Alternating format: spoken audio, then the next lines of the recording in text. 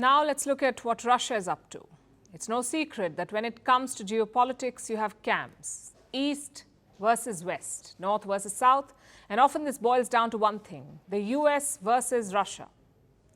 Washington may look at Beijing as the biggest threat in the world right now, and with good reason, but it has always reserved its worst fire and ire for Moscow.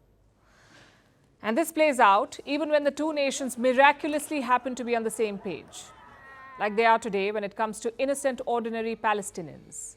Earlier, we told you about Biden and his quote-unquote blunt talks, how he's been trying to get humanitarian aid to Gaza. Turns out Russia is doing the same. Listen in. According to the order of the President and the government of the Russian Federation, humanitarian aid is being provided to the residents of the Gaza Strip. Aviation of the Russian Emergency Ministry will deliver 27 tons of food products. Humanitarian aid will be handed over to representatives of the Red Crescent Society for delivery to the residents of the Gaza Strip. There is one party to blame for the current mess, and that is Hamas.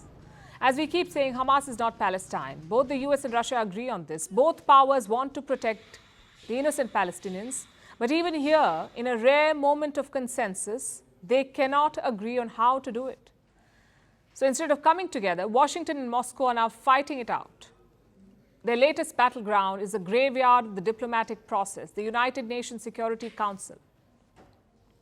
Russia wanted to pass a resolution on Monday to bring about a humanitarian ceasefire, a pause in the constant bombardment, so that ordinary Palestinians could flee North Gaza, so that they could go south and receive aid in peace. After all, what good is an aid truck that's been obliterated? But what happened to this Russian resolution? I'm sure you've guessed it. It got shot down. The Russians had a few choice words to share about that. We believe that today's vote in the Security Council is very demonstrative. It clearly shows who are in favor of a truce to stop indiscriminate bombing and the provision of humanitarian assistance, and who is still in favor of blocking a single common message from the Security Council for purely selfish interests and political interests. Passing anything through the Security Council is a task. The UNSC has 15 members, United Nations Security Council. There are 15 members. It includes 5 permanent members, the US, the UK, France, China, and Russia. For any resolution to pass, there are several hoops that one must jump. First of all, it needs 9 votes in favor. What happens if no one votes against a resolution? There is no guarantee that it will pass. If you have 8 yes votes and 7 abstentions, your resolution will fail. So you can block something without actually saying no, just abstain. And if you want to get something passed, first get 9 yes votes. That's the first hurdle, 9 yes votes, a hurdle that Russia could not overcome on Monday. Here's what it got: 5 votes in favor, 4 votes against, and 6 abstentions. But not getting enough votes is not the biggest hurdle, really. It's the veto power. The permanent members have it. Only the 5 of them. Reminds you of George Orwell's book Animal Farm.